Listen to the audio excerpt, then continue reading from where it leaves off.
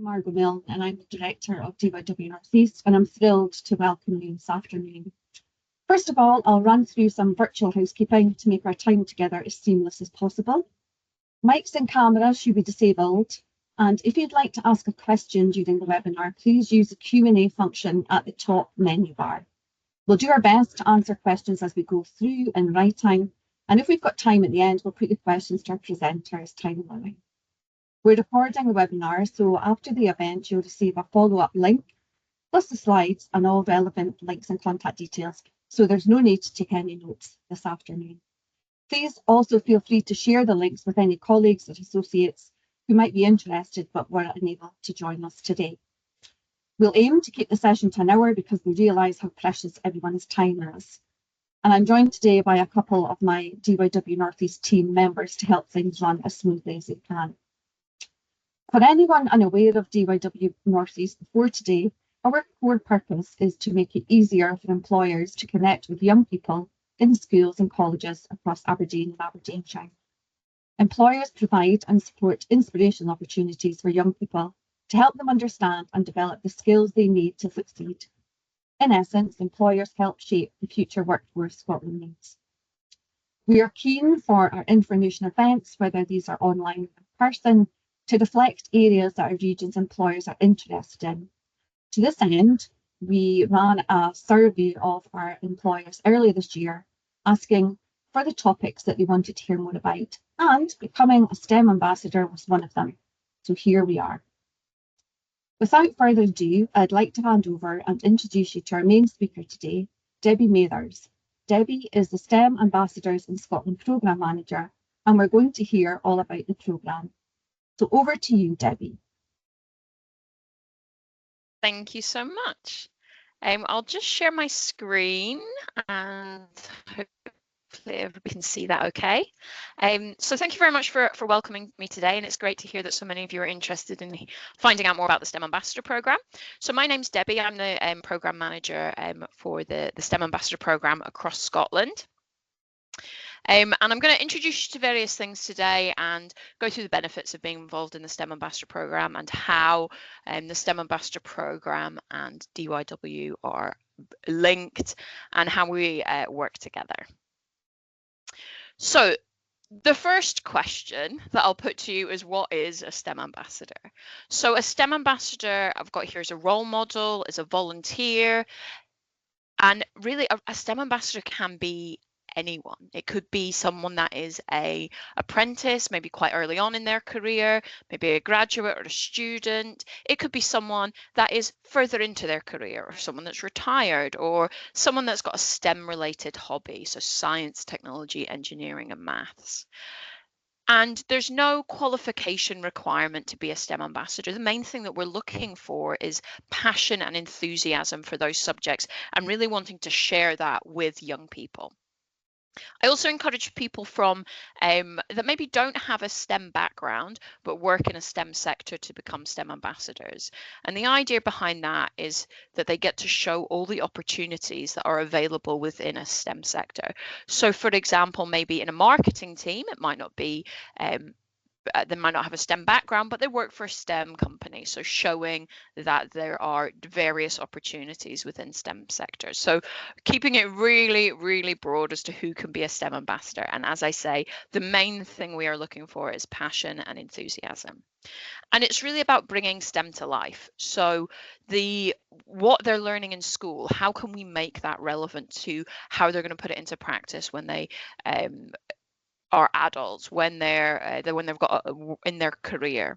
So I always use maths as a bit of an example at this point.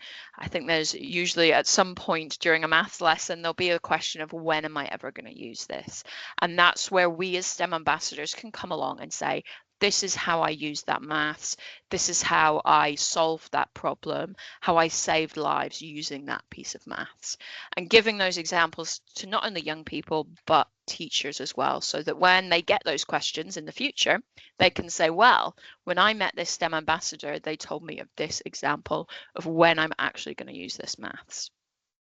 Another thing that's really important about being a STEM ambassador is opening up the world of work. So I've kind of said already about how people from all departments within a STEM company can be a STEM ambassador, and that's really part of it, is opening up all the opportunities that are available to young people.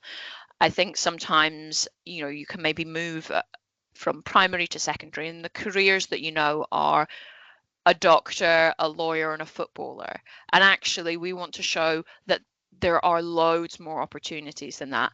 And at this point, I always set the challenge of, you know, we want them coming out and naming 20 different types of engineers. So set that as your first challenge of the session today. Can you name 20 different types of engineers?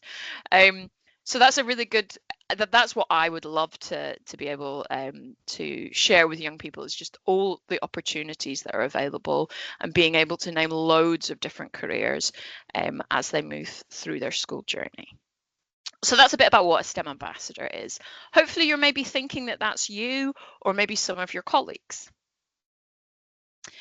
And the next thing I wanted to mention is that key relationship between STEM ambassadors and DYW.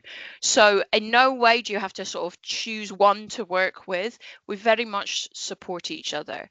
What I see as the STEM ambassador program is that I support the individuals to feel confident to volunteer for the opportunities that are available through DYW. So really the two working together. And obviously we've got that focus on STEM, so supporting those particular STEM sectors. But I also do think that there are very few sectors that I couldn't link STEM to. So in a way, any employer, any organisation can be STEM linked.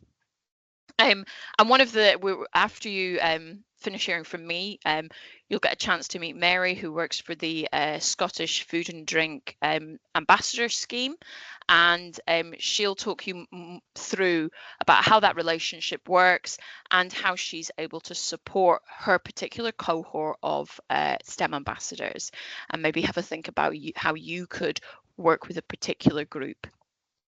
So a little bit about how the two work together. So the next thing I want to do is just give you a bit of a background to the STEM Ambassador Programme. So the STEM Ambassador Programme has been running for over 20 years, really well established volunteering programme, and it's run by an organisation called STEM Learning. And if you do anything after this session today, the one thing that I recommend you do is go to stem.org.uk. There is loads of information there, and that is where you will be able to create your STEM Ambassador profile or create your teacher account, or look into how you can interact with the STEM Ambassador Programme as a employer or as a partner, and lots of resources on there. So their website is absolutely fantastic and a really great place to get started. The STEM Ambassador is funded by UKRI, and they run the programme for the whole of the UK, and they've split the UK into different regions, and then different organisations run those different regions. So in Scotland, the organisation that I work for is called CERC. So I'll just give you a little bit of information about CERC. It doesn't stand for anything. It used to when we were originally established. It doesn't stand for anything anymore. So it's very much just CERC. So we aim to inspire, enthuse and support STEM educators for the benefit of all learners. So the first thing that we do is, oh sorry, I seem to have it set up on moving through the slides. I'm sorry, I'm going to keep zipping between the two. And if it keeps going, I might have to do a bit of editing of my my PowerPoint. Apologies for that. But the first thing is we do professional learning for teachers, both primary and secondary, particularly STEM subjects, the sciences, technology, and we're moving more into the maths and engineering side of things as well. We do professional learning for technicians on top of that. We also have an advisory service, which is the health and safety side of things, making sure if people are storing a chemical, they know how to store it correctly and things like that. And then we have our STEM engagement side of things as well, which is where the STEM Ambassador Programme fits. And on my next slide, I've got a few examples of some of the programs that we're involved in. So I'll just talk you through these, and this is how STEM ambassadors are supporting programs that we do at CERC, but there's lots of other ways that STEM ambassadors can support as well. I will go into that in a moment. So one of the programs that we do is called the Scottish STEM Placement Program, and this is about giving teachers the opportunity to do a 2-day placement in companies. The idea that they then are upskilled on how what they're teaching in the curriculum is linked to industry, and also for them to learn more about careers as well. A really fantastic program. We ran a pilot in 2023, and this year we've had our first year running the full program. We focused on life and chemical science companies this year, and we're hoping as we develop this program to branch out into other sectors. We also have the Young STEM Leader program. I kind of call this the precursor to the STEM Ambassador program, which is about empowering young people to lead their own STEM activities. And we have STEM ambassadors supporting them throughout that journey, either sort of topic experts or being able to mentor them through that progress. We also have education and industry partnerships, which is where we work with companies to develop certain programs and engage with certain groups. We've got the STEM Ambassador program, which I've said is kind of interweaved into all of these programs. We also have a specific focus on space, trying to engage the Scottish space sector and engage them with schools, which is really exciting. And as part of that, we're working with a particular Enthuse partnership, which is a bit like an education industry partnership, working with companies to create an offer for schools. And one of the ones we're working on at the moment is all around space-based professional learning in primary schools, which is really exciting.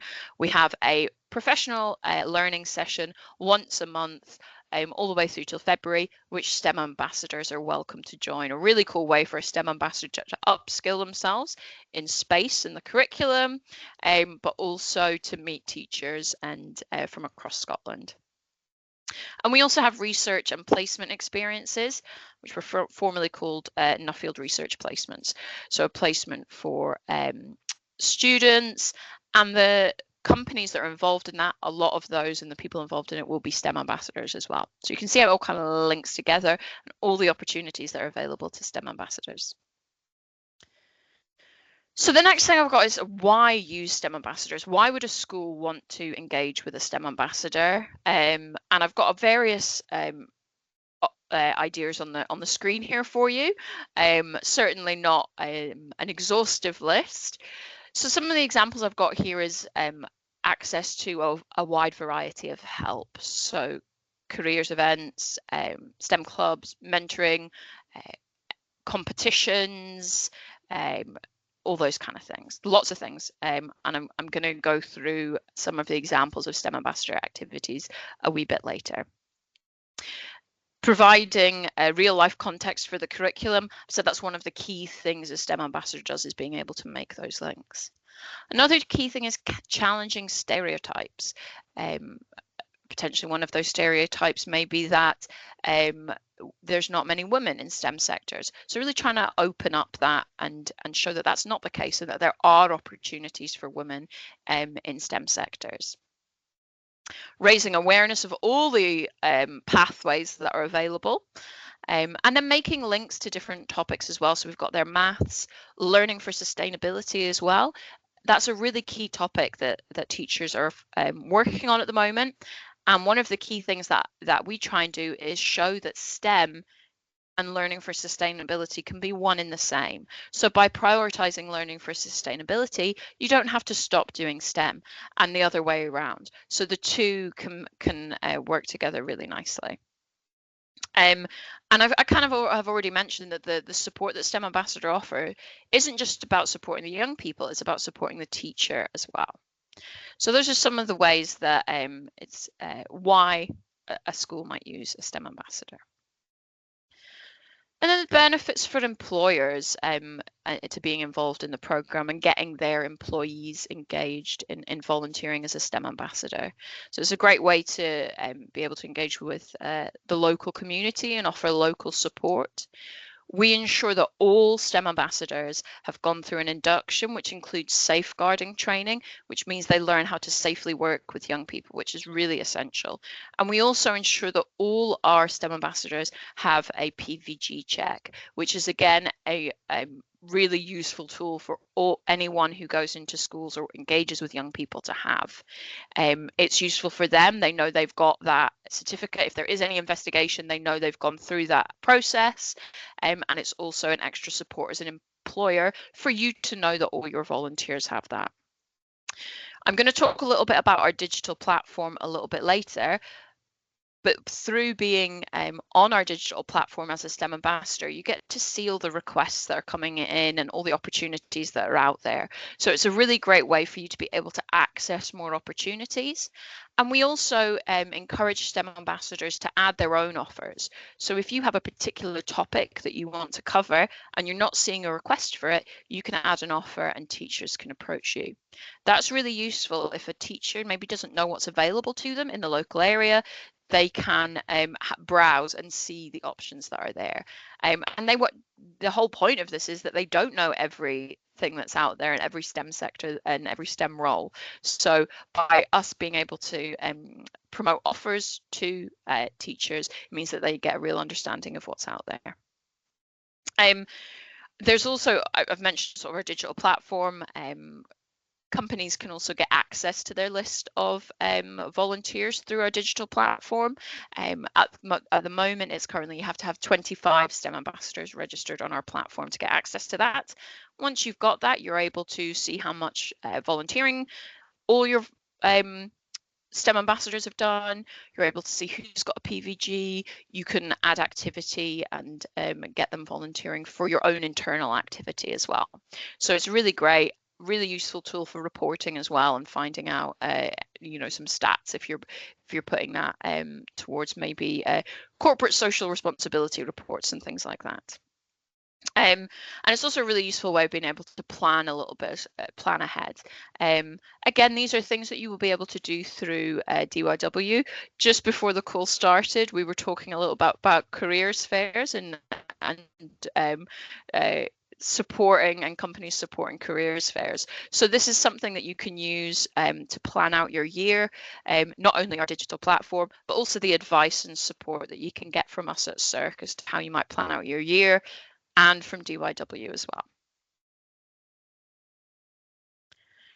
So now I'm going to talk a bit about why an individual wants to become a STEM ambassador and the benefits for them. And I think you'll see the wider benefits for an employer as well here.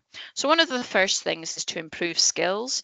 I've got various things there: communication, presentation, leadership, problem solving, all those kind of things. Communicating with young people is very different to communicating with colleagues. So that's definitely a key skill that you develop as a STEM ambassador. I also say it's a great way to have fun. I really think it rejuvenates people's sort of appreciation for the role that they're in. You go out and you start talking about what you do for a living and why you do it, and you kind of remind yourself as to why you're there and why you're doing what you're doing. I also, if you love playing with Lego, there's usually some kind of STEM opportunity to like play with Lego or build something out of cardboard or whatever it might be. So yeah, there's definitely opportunity to have practical hands-on fun as well. We've got loads of resources and training available to you as well. On my next slide, I'll show you some of the training sessions that we have. One of them is called How to Explain Your Job to an 8-year-old. So again, that's where I'm talking about that communication bit, learning how to communicate to an 8-year-old. And lots of resources on the stem.org.uk website, which is where I recommend you go after this session. So lots of things to support you in what you are doing. A great way to give back to your local community and become connected to what's going on around you. And you also become part of a UK-wide network. I think you initially maybe become part of a local network, around Aberdeen or around the Northeast, interacting with STEM ambassadors in that area. As you start branching out to other activities, online activities, you might start meeting people from other areas, and you start to be able to share more and more ideas, meet people from different sectors, get inspiration from other STEM activities that are going on. So becoming part of that network is a really big part of it. LinkedIn, a great way to do that. Always recommend that people, after they've volunteered and met other volunteers, is that they get on LinkedIn and start building their network. Really useful for students and maybe people earlier on in their careers as well. And that's where the CV part comes in as well. Really good to have it on your CV, and could also be part of a professional development plan. You know, if something on the development plan is to improve communication skills, STEM ambassadors could be the way of doing that. And I've mentioned already that we do the PVG checks, really key benefit for being a STEM ambassador. So this is some of the training that I mentioned, how to explain your job to an 8-year-old. We've got a session called This Is Me, which is about creating a really short, snappy presentation about yourself. Presentation skills, various sessions that tell you about different programs that you can be part of as a STEM ambassador. So one of the things that we encourage is, in no way do we want to limit STEM ambassadors to the opportunities that we have on our digital platform. We encourage STEM ambassadors to go off and work with different partners and volunteer for different opportunities. And that's what those sessions are about, highlighting all the opportunities that are available. And there's also a really great session just to get you started and help you start volunteering.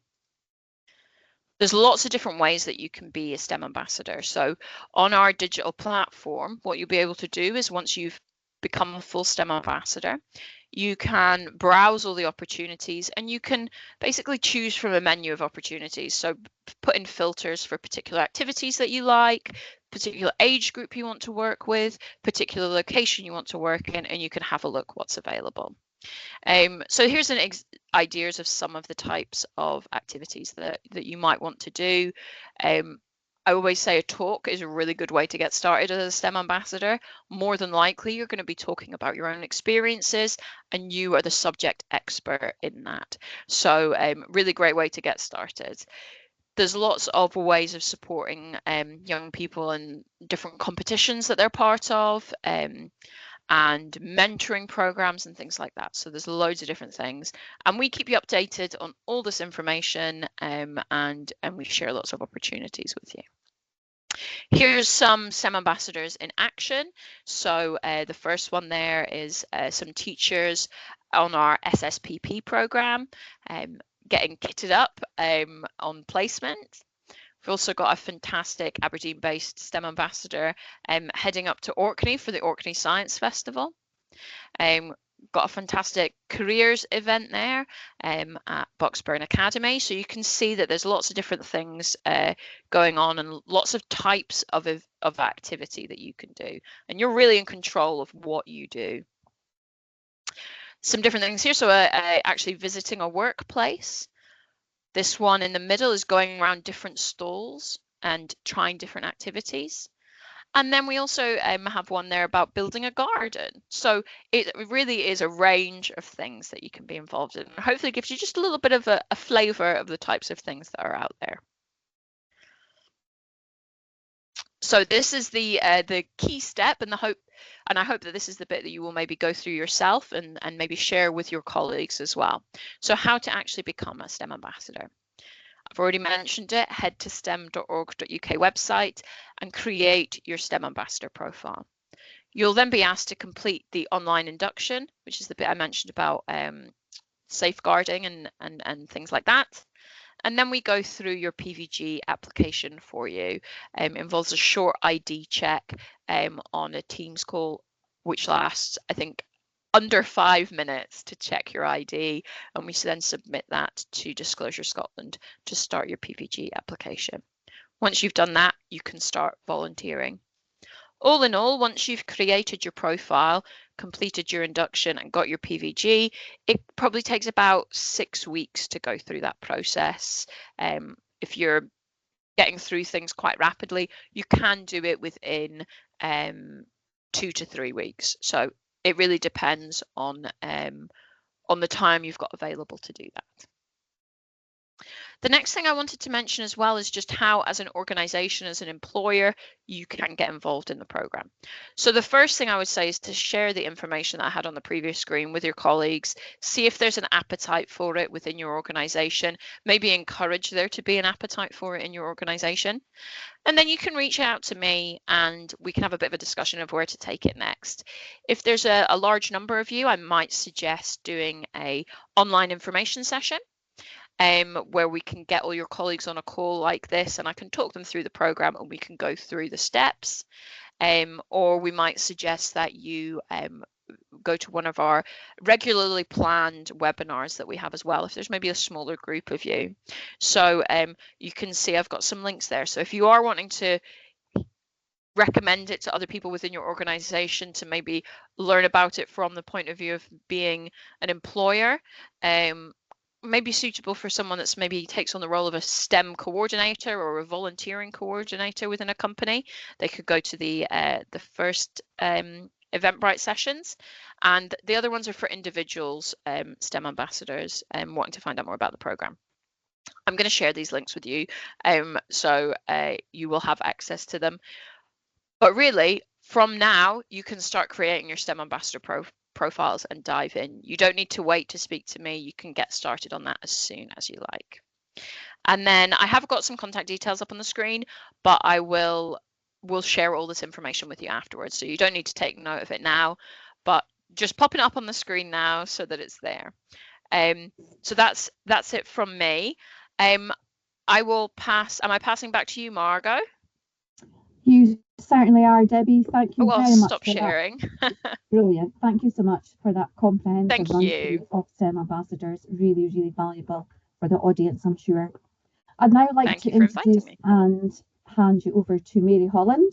Mary is the Scottish Food and Drink Ambassadors Project Coordinator, and she's going to explain to us all how the food and drink sector is embracing the STEM Ambassador Programme.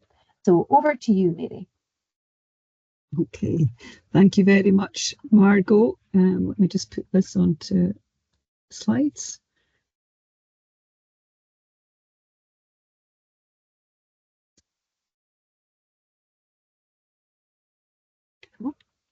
Sorry, I'm just trying to get it onto presentation mode for you.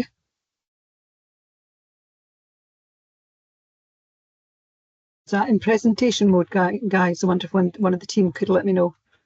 Yeah, that looks good from our side. Okay. All right. So, hello. Thank you. Welcome. My name, as Margot said, is Mary Holland.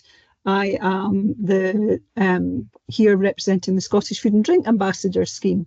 And I welcome the opportunity to talk to you about how the food and drink sector has approached getting more STEM ambassadors active and delivering and inspiring young people. I appreciate that you're not all working in the food and drink sector, but I think it's a good model to take an industry approach, a sector approach.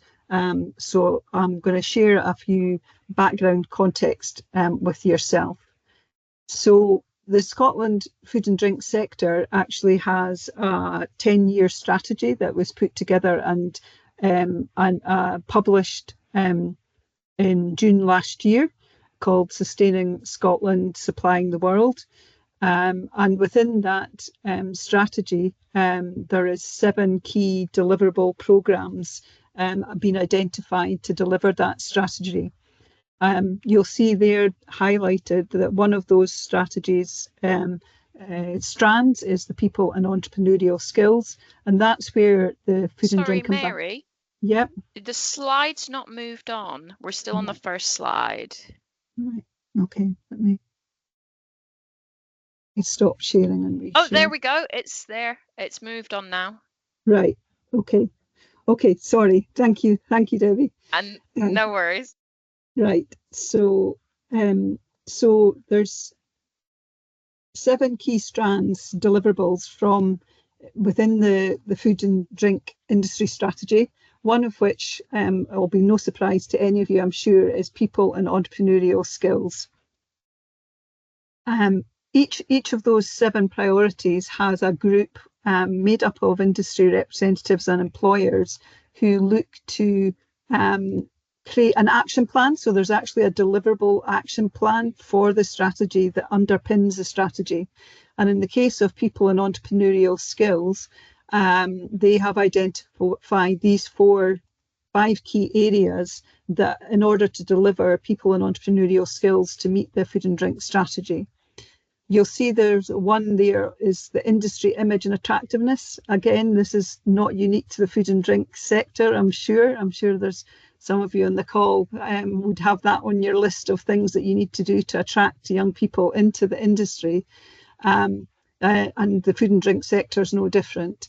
And the Food and Drink Ambassador Network falls within that. So one of the key actions that is required to improve the image attractiveness is to get more employers, more individuals who work in the sector actually going out and talking about the sector, their roles, the interesting careers and the application of the different skills to young people. So what is the Scottish Food and Drink Ambassador Scheme? So essentially, it is a subset of authorised STEM ambassadors. So you first of all sign up as a STEM ambassador in the way that Debbie's just outlined to you. You create your profile, and within your setup of your profile, there's a section for skills and experience where you can add in any schemes that you're a part of. So there is a Scottish food and drink scheme, but there's loads of other schemes across the UK as well. So there's one for Go Construct, for example. So you can be a member of more than one scheme. But what we are doing is encouraging all our food and drink STEM ambassadors to join the Food and Drink Ambassador Scheme. We, from a standing start of about 3 ambassadors 18 months ago, post-COVID, where all the PVGs had expired and people hadn't been able to go in and deliver activities schools, we're, as of this week, up to 93 Scottish food and drink registered ambassadors. The programme's managed and delivered by the FDF Scotland ambassador team, which is me part-time and my colleague Moira Stocker. So it's not a big team, but we're delivering this on behalf of the Skills Advisory Group that I mentioned manages the overall implementation. We're very much focused on encouraging food and drink employers to get involved and inspire young people. But as Debbie already and Margot mentioned, working in partnership with CERC, who are the delivery partner for STEM in Scotland, and with the DYW regional groups, which is why I'm here today presenting to the North East employers. It's delivered through the framework of the STEM Learning digital platform that Debbie has talked to you about and that you find on the main STEM Learning website. There's no duplication, there's no reinventing the wheel, there's no database that's just for food and drink ambassadors. It's very much about working with the well-established programme that's there. And that allows us to give us the infrastructure also not just to plan events, but also monitor the delivery and the impact. What we do in addition to CERC and the STEM Learning Hub, they have loads of training and materials, as Debbie has talked about. But in addition, what we've been doing is focusing in on food and drink specific materials that will make it easier for employers when they're asked to go and do something, to go and do it without having to spend lots of time hunting stuff out and preparing it. So, for example, we have a standard food and drink careers presentation that highlights the overall sector information, which then has slides where the ambassador can add in their own company and job role at the end of it. So trying to make it as easy as possible for our food and drink employers to take part. What they actually do, Debbie's already described it. It's no different. You could substitute food and drink sector for any sector the sector you work in here. Basically, where they're going out and talking or hosting sessions to talk about all the fascinating careers and how they use the skills from science, technology, engineering and maths, as well as other skills in their job roles and in careers within the food sector. I'm going to skim through the benefit slides. These are the benefits as quoted from Food and Drink active food and drink ambassadors, but they'll resonate very much and map on to what Debbie has talked to you about as the benefits from both an employer and an individual perspective. So one of the key benefits is engaging and raising your profile within your local community. The number of businesses and employers in the food and drink sector that when you go into a school, they don't even, the pupils don't even know of their existence, never mind what they do and the potential careers. So getting yourself in front of your audience is a really important way of doing that.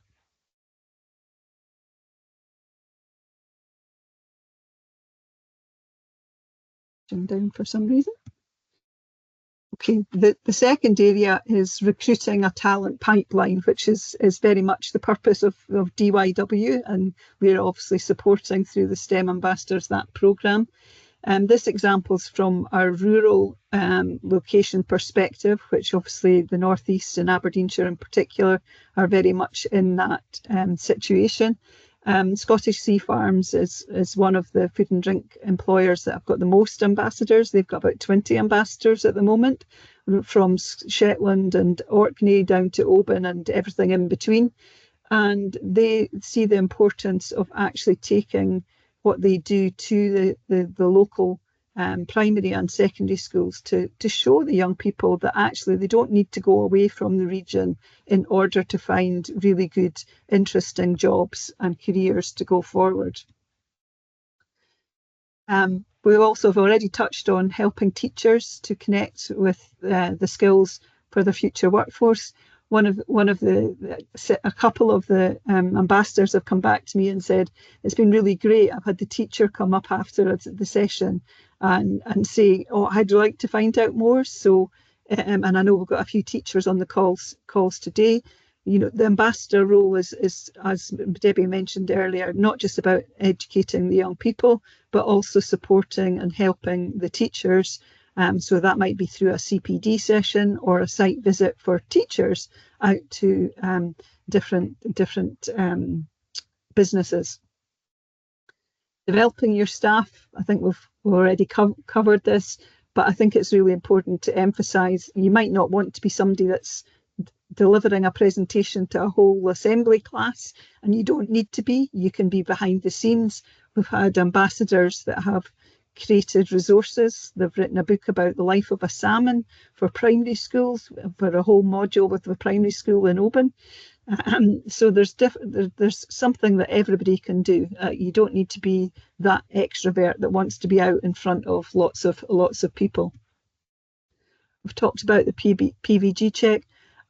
Our ambassadors in the food and drink sector, this is one of the key things that they really value, is that they get their PVG, they get that extra training on safeguarding and guidance, and also if you're delivering as a STEM ambassador in a school, you're also covered by the liability insurance of STEM learning. Debbie touched about the impact. Capturing the impact at an individual, company and sector level is one of the huge benefits of us being within the digital STEM platform and having our ambassadors log their activity. So at an individual level, you can have your dashboard of what you've been involved with, and come annual appraisal time, you can just print that off and take that as input into your appraisal. Rather than it being vaguely, oh, I know you've been doing something with schools, but what exactly have you been doing, and how many pupils have you impacted, and what happened with that? But this screen that I'm showing just now is actually what I can see as part of the dashboard for the food and drink scheme. So once you have more than 25 ambassadors signed up either to the same company or to a scheme, you can put a data sharing agreement in place, which we have done for the food and drink scheme. And so this is collectively showing the impact of all the food and drink ambassadors, no matter what company that they've involved in, how many activities they've delivered, how many hours, how many participants, how many schools they've reached. And also the STEM hub puts on a social value as well, which is really good for us to then report back and feed into that strategy delivery plan to show exactly what progress we're making. The other benefit from the scheme's point of view is we complement and supplement the vast amount of resources available in the STEM hub with specific food and drink resources. So what the Tasty Careers map, which these have all just recently been revamped, they've just been launched on LinkedIn in the last fortnight. There's loads of information that for careers events and so forth, any ambassador, no matter what their job role is, can take along, and they can talk to all the other wide-ranging careers that are available in the sector as well. If you want to find out a bit more about the food and drink sector, you can do that at the foodeducationscotland.scot website. I would, even though you're not in the food and drink sector, recommend you at least go and read the case studies. There's about 8 or 9 case studies there from a cross section of food and drink businesses. And I think it's always good to learn and get inspiration from other people. And if you are from the food and drink sector and you would like more information or me to do a session with your own company, then please feel free to contact myself. Thank you. Thank you ever so much, Mary. That was really insightful. We're now going to move on to our final speaker this afternoon, and that is Katie Strachan. Katie is CSR Manager with Morrison Construction. Katie's been a long-standing supporter of young people through DYW Northeast, and she's recently sought to extend her support by becoming a STEM ambassador. So we thought it would be useful for everyone on the call with us this afternoon to hear from Katie about her motivations for joining the programme and her experience of signing up to the programme. So over to you, Katie. Thank you. Thank you. Sorry, I just had someone come in the room at the wrong moment there. My name is Katie Strachan. I am the CSR manager with Morrison Construction. I have previously worked within several industries, construction, oil and gas, and in sales. I've been in the CSR role for about 1.5 years now. With Morrison's for a couple of months, so fairly new. But the reason that I recently joined to be a STEM ambassador is that although I was doing all of the activities, I didn't, I was able to then log on the portal, is what I call it. I had previously worked at another construction company, and when I left there, I kind of left all of the record of all of the achievements and all of the great activities that I had done with them. So I wanted an area in which I could log it and kind of record my achievements as well. And it really does relate to my role. That is, I work in social value. That is what I do every day.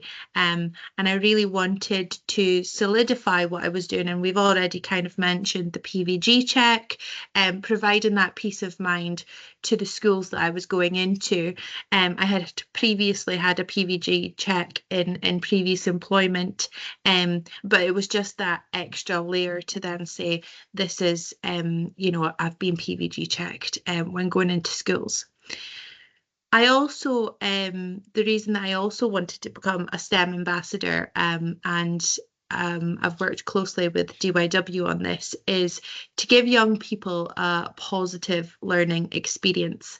Now, back when I was in school, which I won't say how many years ago that was, I didn't have anything like this, and I would have loved to have had, STEM engagements, interactive engagements, and I didn't necessarily have a positive learning experience when I was at school. So being able to be part of the community and having that lived experience, being able to offer that to young people, offer something new and innovative, was really a driving force for me to be able to, take part in the scheme and get involved. And as I've said as well, a sense of achievement for me. I know that Mary had just kind of covered it a little bit there, but you can log your engagements on the portal. and I think you get points. I'm still very, very new, but I think you get points for your engagements that you do. So it's kind of also that little bit of achievement for yourself as well.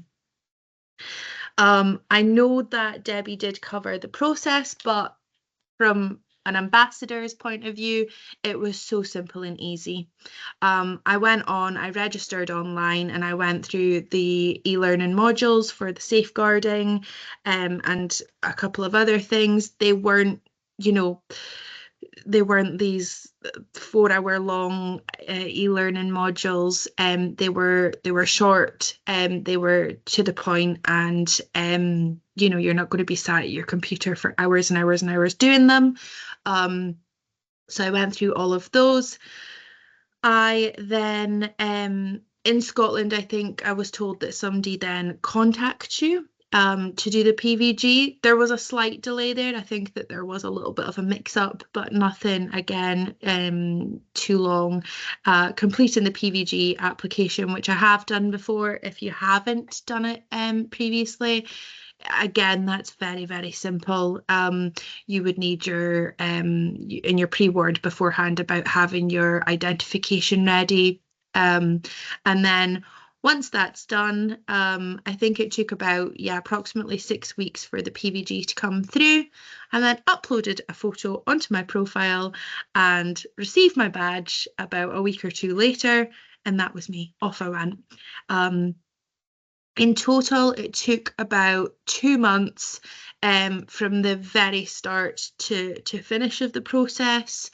Now, as I say, there was a slight delay in there. I think there was just a little bit of a mix-up with the PVG, because I am a member of the PVG scheme, so there was a bit of a mix-up there. It would be even shorter without that. So really, really easy. My background, I don't have any specific expertise. I'm not an engineer. I'm not fantastic at maths, but it's open for everyone to get involved. You don't need to be a mathematician or an engineer to be a STEM ambassador, which is what I like about it as well. And then lastly, the benefits. I know that Mary did just go through some of the benefits, and I may be repeating, but I just enjoy that there are various courses, there are different webinars available through the website. I know that as a CSR manager in a previous company, there was quite a lot of us. So every week we would come together, we would have a meeting, we would share ideas. And I really enjoyed that part of the role. However, moving to a different company, I'm in a standalone role, so I don't really meet with anyone that does a similar role to me, and therefore can't share that knowledge and get ideas. So that's what I find really, really beneficial about the community, is that there are groups, there are forums that you can go on and you can speak to other like-minded people, share ideas about engagements, ask questions, and that's a really big thing for me in my role, as it is quite standalone. There's also an area where you can post your offer. So if you really, really want to do an activity and you think it would be really beneficial, you can post that as an offer, and it would be open to the other organisations that were in the portal that would maybe say, actually, this is something that we're working on and it's right up our street. So you could do that as well. As Mary said, there are lots and lots of different resources. I have created like a bit of a catalogue of STEM-based activities that I can offer. I know that schools sometimes don't. For me, my personal experience is schools can be a bit afraid to ask you to do things because they don't want to feel like they're asking too much. So I took that resources, I created a bit of a catalogue, and I say to them, this is a bit of a flavour of you know, what I can do, what my capabilities are. But please do come to me with any additional requests. And I almost find that kind of breaks the ice with them, and then they're more inclined to say, well, actually, can we do this activity but build on it and do something extra, or do something a little bit different. As I've mentioned as well, it's an area to record activities, collecting points. I know that at the end of the year you get your achievements, because I saw a lot of people posting it on LinkedIn just before I posted that I had became a STEM ambassador. So I'm looking forward to that next year. And it just helps with that sense of achievement as well. And as Mary said, you can print off all of the activities that you have done. And, you know, when you have your appraisal or any meetings with your manager, you can say, this is the impact of what, you know, the work that I've done. I'm currently trying to build a system at Morrison to incorporate all of the social value and how many lives it's impacted. So that would feed into that very, very well. And as I've said before, lastly, is you don't need to be an expert in anything to do this. Personally, for me, it's just a passion of mine, given, as I've discussed, my background and my learning experience. It was something that I am really passionate about, creating a positive learning experience for the local community. And that's everything from me. Thank you so much, Katie, for sharing your experiences. It's great to hear about them, especially No that worries. you've just joined the STEM Ambassador programme. So thank you so much for sharing. Thank you. Perfect. I'm going to ask my colleague Claire if there's any questions in the Q&A that we need to present back to our speakers this afternoon. Is Claire there? Not Claire sure is here. There's Yeah. Go for it, Claire. You're getting two for the price of one. And there are no questions just now that I can see in the chat, well, in the Q&A function, Margot. That's brilliant. I've just got a few questions that I can present to our speakers. So for you, Katie, a lot of information has been covered today by Debbie and by Mary. Is there anything else that you'd wish you'd known about the programme before you signed up? I was quite fortunate enough that, given the role that I've been in, I had heard about the programme for quite a while before I joined. So I would say no, but I'd say that overall, and I've said it a couple of times today, the reason that I was apprehensive at first to join was that I thought that you needed to have expertise in a certain area. And I was thinking, well, what can I tell people about engineering or maths or anything, you know, or, you know, technology. You know, but I think that is a really, really important point, that, you know, we've all got skills, we've all got expertise, whether we know about it or not. And, you know, it can all be applied to this. You don't need to be a scientist to be a STEM ambassador. And yeah, that was why I hadn't signed up for a very long time. So it's not so much about knowing, or I guess, yeah, knowing that you don't need to be an expert, but it's just that believing that you can do it and that you do have something important to offer. Perfect. Thank you ever so much.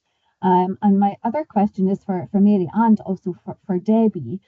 Katie touched on the fact that you can log your activities, you can look at what you've done as a STEM ambassador on the online portal. I just wondered if there's any sort of commitment for STEM ambassadors to deliver a certain amount of hours once they sign up. Yeah, so I can jump in on that. So the minimum amount that we ask for from a STEM ambassador is one activity in a 12-month period. So that could be 1 hour in 12 months, or it could be someone volunteering regularly for a STEM club. if there's not been an activity done in that 12 months, your profile gets archived. But it's easy enough for us to bring it back and reinstate it if you decide then that you do want to start volunteering. So hopefully that one activity is quite flexible for people with trying to fit that into work schedules and things like that. Perfect. Thank you, Debbie. Mary, one for you then. So Debbie's touched on the STEM Ambassador Programme and you focused on the food and drink STEM ambassadors. Is that, can an ambassador participate in both of those programmes? Well, as I said, the scheme is actually just a subset. So you are a STEM ambassador and the scheme is a subset, but you can be a member of more than one scheme. So there's a range of schemes that you see when you edit your profile. Like there's actually one for Go Construct, Katie. I don't know if you're a member of that on your profile. So there's other schemes and they're not mutually exclusive. You can be a member of more than one. And as Katie mentioned, there's also in the online community that once you're an ambassador, there's loads of groups, online discussion groups on different topics, ranging from green energy to construction to the Scouts and Girl Guides, because it's not just in school formal education volunteering that STEM ambassadors, it could be in your logging your activity in your community as well. Perfect. Thank you so much. As mentioned earlier, we're always keen to ensure that our events meet the needs of our employers and industry volunteers. So before we all go and before I do the close, we've got a very quick poll with some questions and we'd really appreciate if you would be able to take part in that for us. It just gives us some idea of the webinar this afternoon and hopefully that will share in a second. I'm now testing my IT knowledge to be able to make this happen. Hopefully that will appear. Saying it's loading, so it's looking good at the moment. And hopefully that will just load in a few seconds.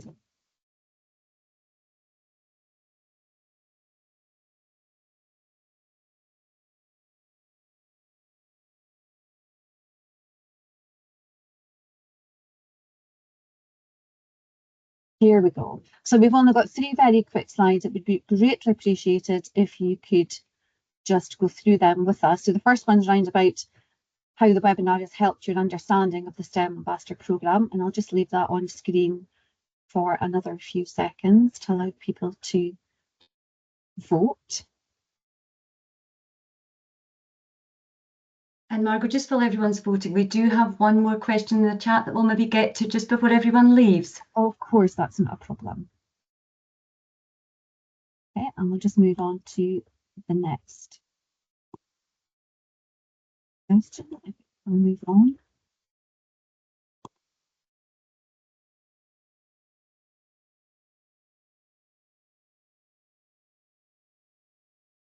Sorry about this, it seems to be taking a bit of time.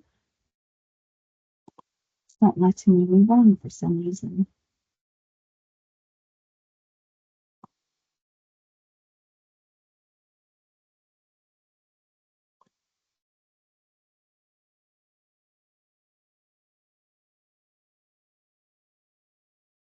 Sorry about this. I seem to be having a bit of an issue. If it helps you, Margot, I can see from my end how has this webinar helped your understanding of the STEM Ambassador Programme, and I can see some results there. Yeah, it can't seem to move on to the next one unless you guys can do that yourselves. I see some information coming through. Apologies about this. Oh. Okay, we will capture those, and what we'll also do is when we send out all the information and all the links for you, we'll also include the link to that poll as well. So unfortunately, IT is not against me today. So if you are, if you did manage to vote and you would like to, we'll get that sent out to you as well. As closing, I really thank you to Debbie, Mary and Katie for your time this afternoon and for sharing everything to do with STEM ambassadors with us, which has been really inspirational. And I hope the session has inspired our audience to consider becoming a STEM ambassador. As mentioned earlier, we'll follow up with all the associated slides and links, and now obviously the link to the poll as well. Did you want to ask that final question, Claire? Yes, if I could, please. It's actually a question for Debbie just before we lose her. So Debbie, Tom's asked a question in the relation to the one activity within the 12-month period. Does it have to be an activity organised through STEM learning, or could this be any STEM activity that's been organised through your own employer scheme? Any STEM ambassador, any STEM activity. So as long as it is logged on your profile. So if it's done through the STEM Learning digital platform, it automatically logs on your profile. If you've done something maybe through your employer or through your own contacts, through DYW, whatever it might be, you will need to log it yourself. But any of that activity can be added onto there. We often find that when we send a reminder out for people to log activity, people have probably done lots of different things, but they've not actually logged it on their profile. So that's and we often end up just saying to someone, well, actually, I saw you at that event last week, pop that on there. So it's because sometimes our reminders just are a great way to actually open up that conversation and remind people that any STEM activity counts as your STEM ambassador activity. Thank you. Katie, did you want to come in there just at the end? Yeah, I just wanted to add in there, sorry, that I was quite surprised when I went in and I was logging some activities, that things like mock interviews. So when you think of STEM, I was thinking of very interactive, hands-on kind of building type activities, but mock interviews as well can be included. So there's a lot of activities that you might not necessarily think of that can be logged and included. Just lastly, I was going to mention about the flexibility, which I guess you've covered, Debbie, with the one activity, working full time and then studying full time. I was quite apprehensive about the flexibility of it and what would be required. And I can definitely vouch for the flexibility of it as well. So anyone worrying that they may not have time to do it, there are those two things, that you're probably doing activities that can be logged that you don't think of, and with it being the one activity. Excellent, Katie. Thanks for sharing that. I'm sure that'll provide some reassurance to anyone that's thinking about joining the STEM Ambassador programme. Once again, thank you to Debbie, Mary and Katie. Thank you all for coming along to our webinar, and we will get all of those links sent out to you as soon as we can. Please enjoy the rest of your day. Thank you so much. Thank you.